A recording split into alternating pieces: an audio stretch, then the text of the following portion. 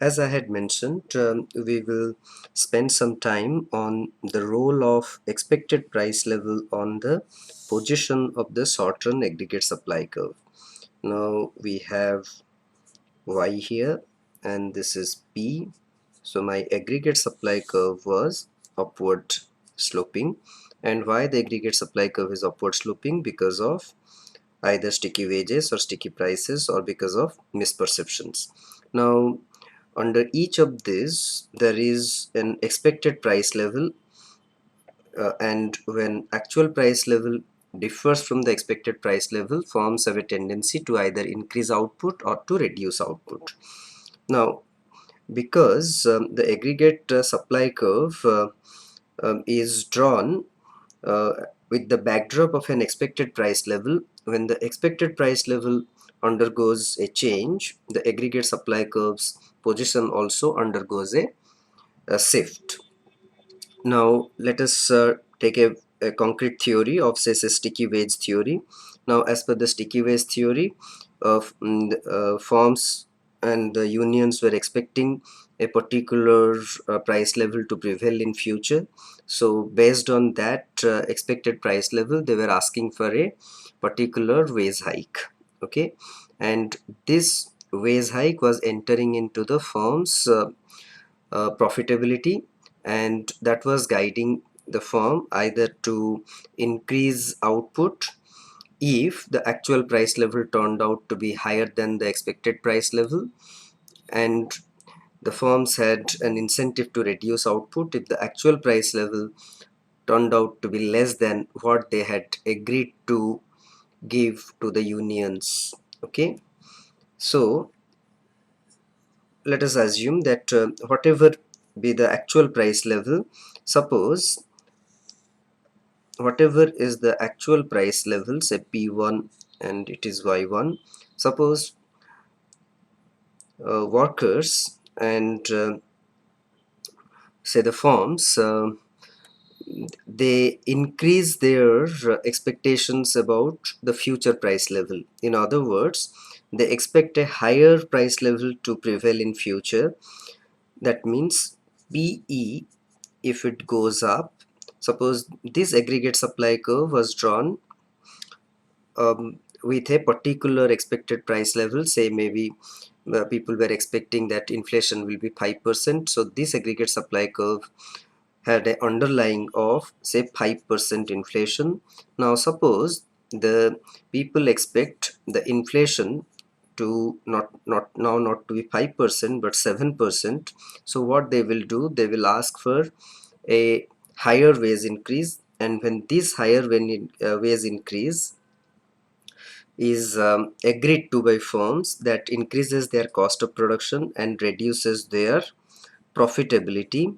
So we are saying price level is not changing at the old price level. If people expect higher inflation to prevail, they will ask for higher wage hikes, and that would lead to a reduction in profitability, and which prompts firms to reduce output. So at P1 level, what would happen? Output will be now say relatively less, say Y2. I'm just drawing one point. I'm drawing the AS curve with one point just to make it look clean, the diagram not to be cluttered. So this is my AS1, and this AS1 corresponds to a 7% inflation, or expected price level to be at a higher level. Likewise, at the old price level, if price level is not changing, but suppose the central bank is pursuing a very tight monetary policy, or it has indicated that it is going to not tolerate any deviation of inflation from its target, then suppose we say in Indian case the inflation target is set a flexible inflation target of 2 to 6%, where RBI says it is more comfortable with a 4% inflation. Now suppose the central bank says no, they are not going to target say 4% inflation, but they would be targeting for a 3% inflation. Now that would lead to, suppose people expected the price level to increase by initially by 5%, but now they are lowering their expectation of future price hike to say 3% or say 4%. What that will do, that will prompt them to ask for a lower wage hike, which increases the profitability of firms because price level is not changing. So what you're finding now, the output level is increasing, and this AS2 will correspond to a expected inflation of say 4%. Okay, so as you can see, when the expected price level undergoes a change, the aggregate supply curve is shifting. And why is it happening? Because underlying the AS curve's slope is a particular expected price level, and as that underlying expected price level undergoes a change, the AS curve also shifts. Because while discussing about the shift of the AS curve, what we are keeping the prices constant, and we are trying to see how different factors impact the profitability of firms so as to prompt them to either increase production or to cut back production. I hope this should now be clear. Next, we will analyze the impact of different events occurring in the economy through the aggregate demand and aggregate supply model. Before we proceed for discussing the impact of different events on the economy, I think it would be useful to mention here that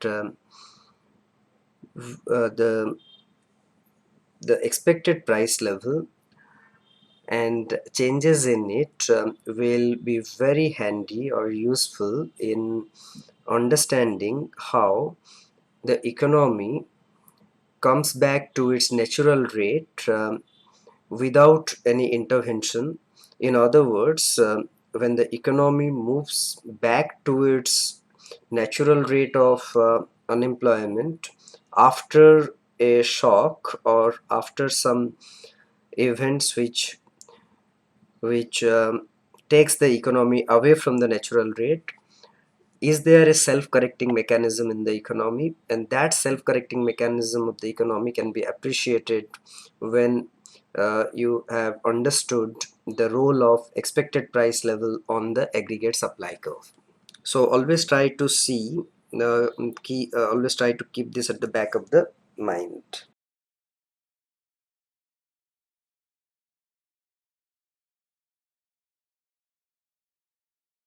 Now I am going to discuss with you how to study economic fluctuations, and especially we will study economic fluctuations using 4 steps. Now suppose we are saying that the the stock market, there has been a major correction, or the rather the stock market has crashed by say 1,000 points or say by 2,000 points. Then what impact it would have on the economy, on the price level and on the GDP? This we can analyzing using 4 steps, and let me just put those 4 steps here. So first step, we will, whenever any event occurs in the economy, you ask the question whether the event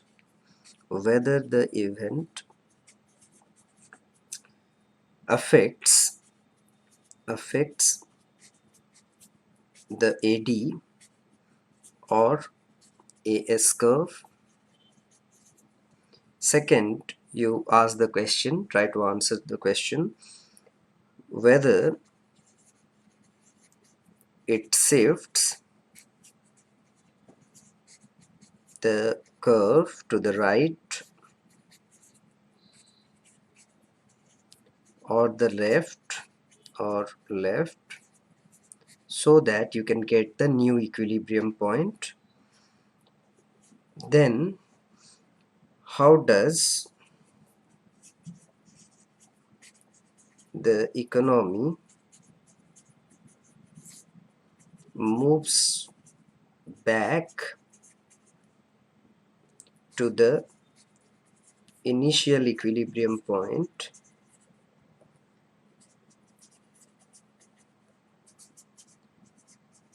from the new one. Okay, I have not included, there could be another point here, that where the aggregate demand curve or the aggregate supply curve shifts to the right or to the left, and following the right or leftward shift, what is the new equilibrium GDP and price level. And the fourth point should be, how does the economy move back to the initial equilibrium point from the new one. Okay, now let us look at the impact of certain events. Let suppose the stock market has crashed by say 3000 points. Now what impact it would have on the GDP and price level?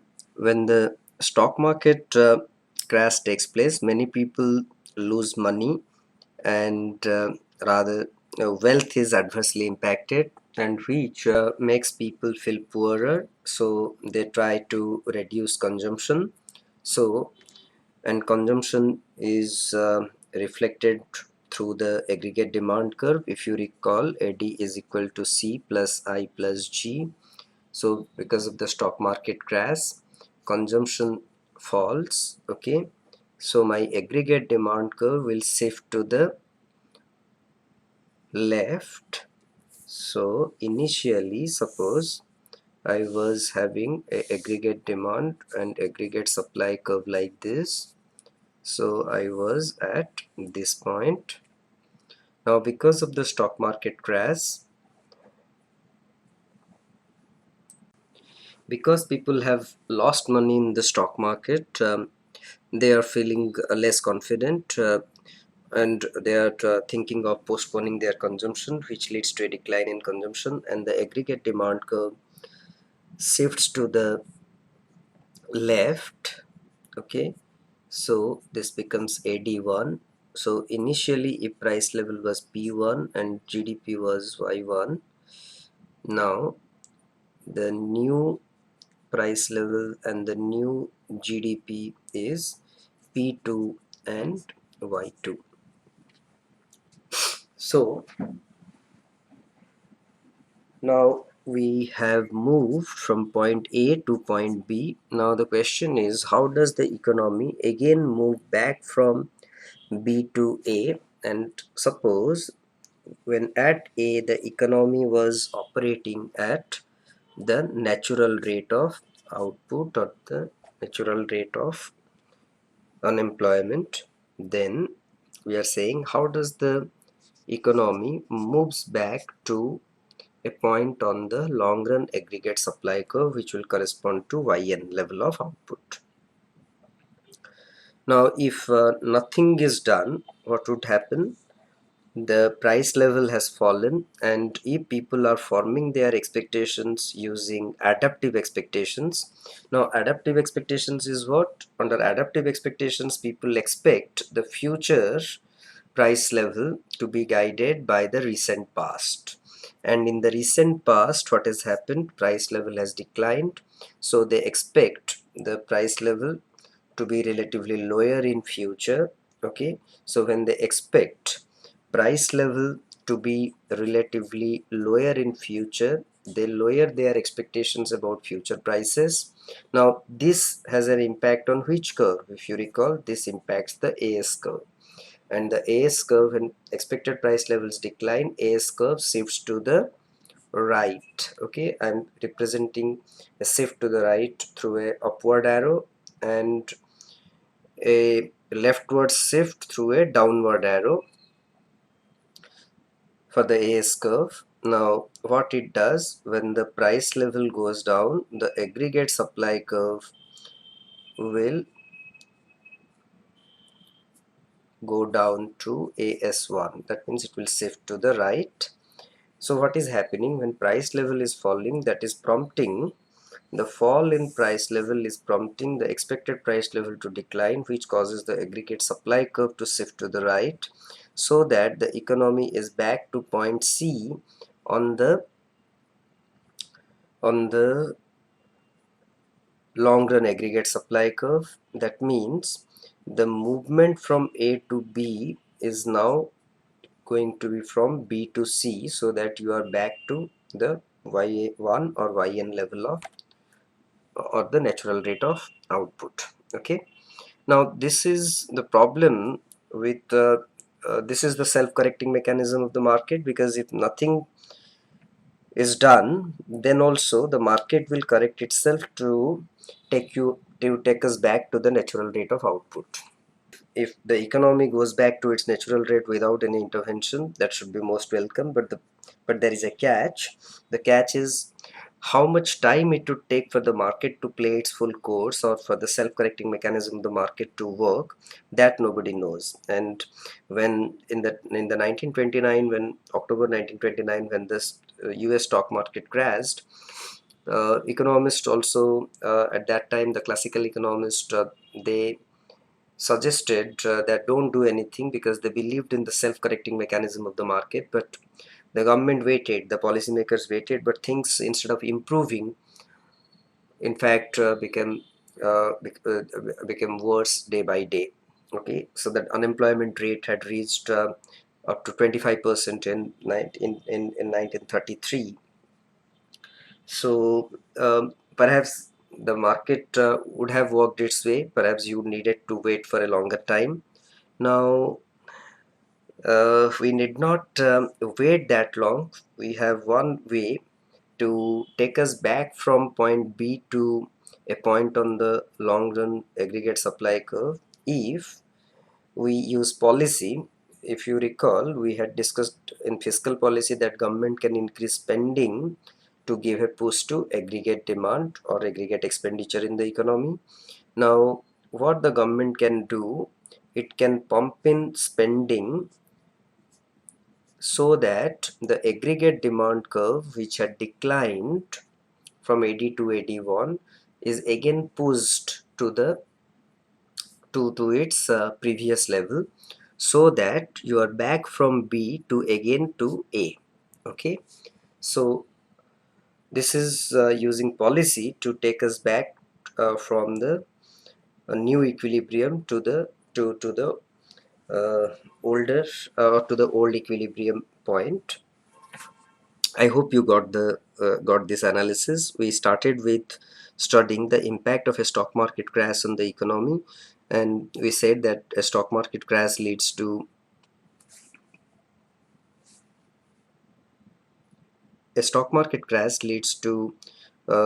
fall in the wealth, which makes people feel poorer and less confident about the future, which prompts them to postpone some of the consumptions, which leads to a decline in consumption.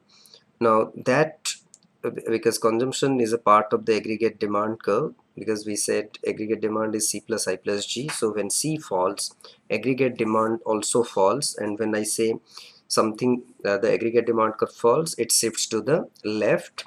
If the aggregate demand curve would have increased, then the aggregate demand curve have shifted to the right. Okay, so first I said, when C falls, aggregate demand curve shifts to the left, which brings us to a new equilibrium point B. And then we said, if we don't do anything, rely on the self-correcting mechanism of the market, we will go from B to C, because when price level is falling at point B, that is prompting a lower expected price level, and this lower expected price level is reflected, or is leading to a rightward shift of the aggregate supply curve, so that the new equilibrium point is at C. But the catch is how much time it would take to move from B to C, one doesn't know. It may take a very long time period, inflicting a lot of pain in the meantime. If policymakers want to go back to the natural rate of output rather quickly, what they can do is use fiscal policy to increase spending in the economy, so that so that the fall in C is compensated through a increase in G. So we are saying C fall will be compensated, or will be compensated through an increase in G, so that you are back to the yn.